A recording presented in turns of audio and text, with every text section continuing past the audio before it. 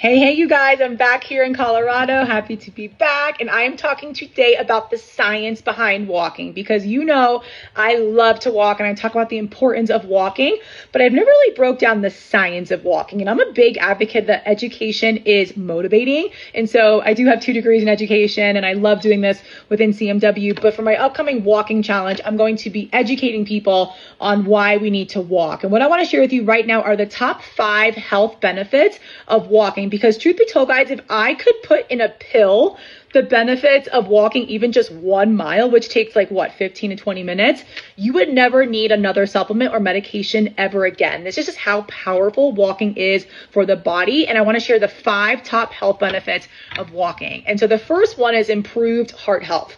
And so we all know that cardiovascular heart disease is like the #1 killer in the US. And this actually doesn't get talked about enough. We're worried about so many other health issues, but CAD is the #1 killer in the country. And so just by taking a 1 mile walk, we're going to improve blood circulation and we're going to strengthen the heart muscle.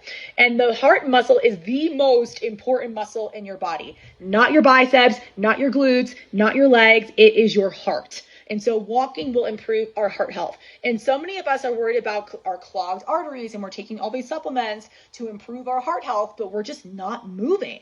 And so this is a major problem. So this is one of the many reasons that we should be walking more to improve your heart health. Number 2 is to boost your metabolism and burn more calories overall.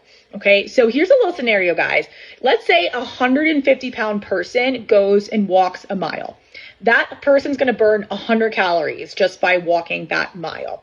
So that person walks 7 days a week, even just 1 mile, which takes 15, 20 minutes, like I said. That's 700 calories a week.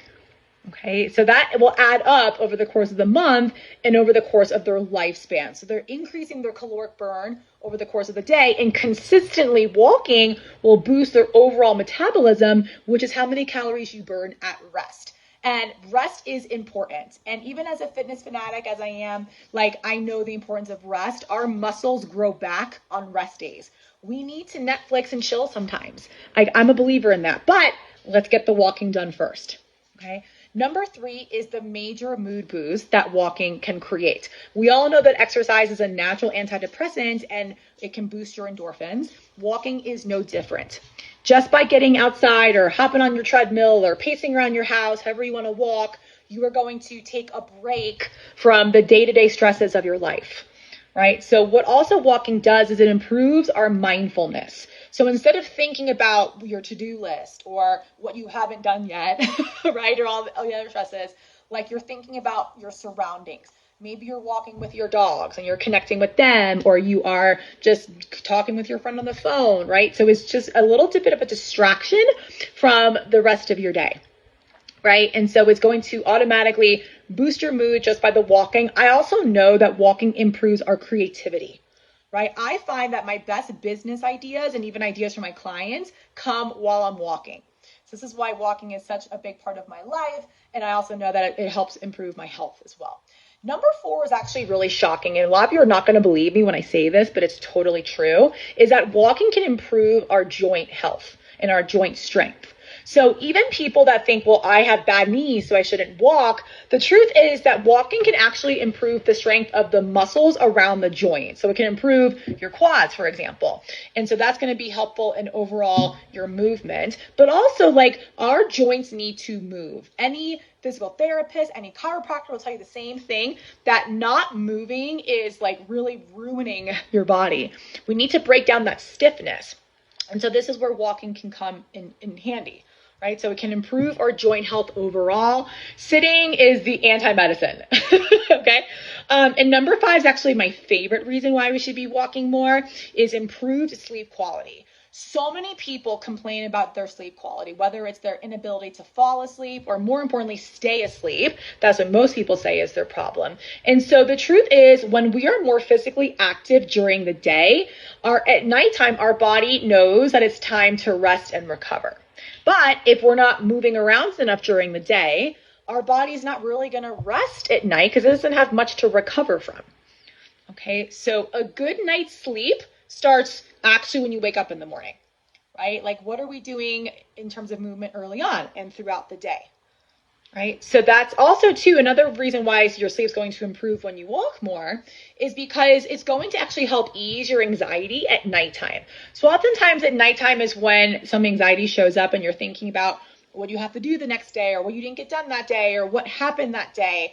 And so when we're more physically active during the day, not only do those endorphins release, but it's going to help us rest in the evening and release that anxiety. Okay, so these are all the reasons, like I said, that I walk, but it's all the benefits that my challenges are about to experience in my upcoming 7-day challenge. I am so excited. Over 95 of you have signed up to join me next week. We start Monday, September 8th for the walking challenge. And what I actually want to share now with you is what my favorite walking items are. So in terms of shoes, headphones, any other gear that I use. Because I get a lot of questions about this, actually. I get questions about like what walking shoes I use. So I have a variety of sneakers. I have casual sneakers, I have training shoes, I have running shoes. But at the end of the day, I always just say whatever is comfortable for you. That's the most important thing. You don't have to have anything fancy. Everyone has their favorite brand of shoes. I know there's a big Hoka crowd. There's a Brooks crowd. I have my On sneakers that I like. But honestly, I'll walk in flip-flops sometimes. Here in Colorado, I'll walk in boots sometimes. Like whatever I can just slip on, I'll wear just like anything. Just don't overthink it. I just want you to get up and go. And that's what this challenge is all about, is just getting up and moving and not overthinking it. Because when we get in our head, we're going to stay stuck and we're going to find every reason not to walk. Okay, so that's what I recommend for shoes. Now, when it comes to headphones, so I do have a pair of AirPods. I will use them very sparingly, but honestly, like I'm kind of creeped out by the radiation in the ears. So I actually saw this reel once on Instagram that when you wear AirPods, it's like putting a microwave over your head. And I'm just like, oh my God, that sounds terrible. So I actually have a pair of like cord headphones that I'll use.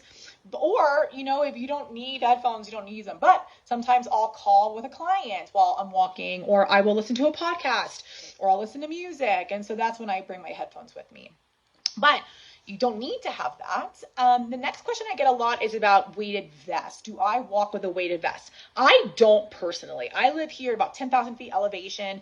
It is a pretty steep walk everywhere I go here in Telluride. So like walking vests like just don't appeal to me. I know they're super trendy right now, and can they help improve bone density to an extent? Yes. But what I want people to understand is that the weighted vest is not a magic device. You still need to be eating properly, and you still need to be doing concentrated weight training using free weights or bands or barbells or whatever it is you want to use. Like just wearing the vest is not going to be enough. Okay, so will it make your walk more challenging, especially on a flatter surface? Like I was in Florida last week and I saw so many people walking with vests. I'm not going to say it's a bad thing, but for some people, it doesn't serve them. Like it hurts their posture. It's uncomfortable. Like if you're hunching your neck the whole time or your back is hurting you while you're wearing it, I don't think it's worth it. I think walking should be a pleasurable experience. So like, let's make it fun and enjoyable and not wear a vest if it's hurting you. Because you can build muscle and bone density in so many other ways.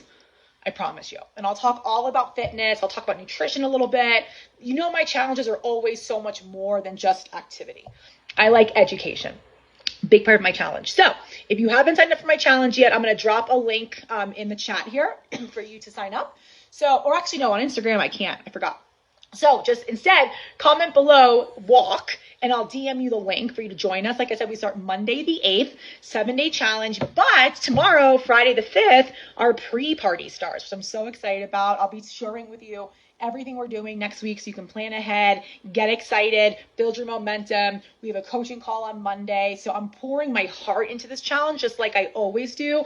Those of you who have done challenges with me, you know I pour my heart and soul into my challenges. So comment walk if you want the link and I will send it your way. All right, guys, have a good day. Bye.